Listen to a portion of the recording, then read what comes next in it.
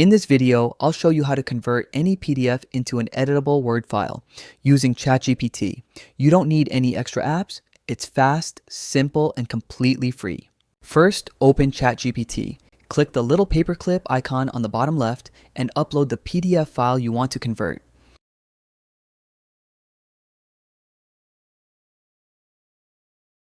Next, type a simple prompt like this. Convert this PDF to an editable Word document. Then hit enter.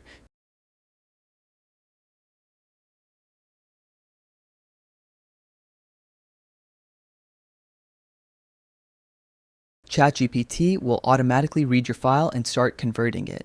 After a few seconds, you'll see a download link appear. Click it and save the document as a .docx Word file.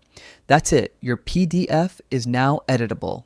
Quick tip: if your PDF has tables or images, ChatGPT might simplify the layout a little.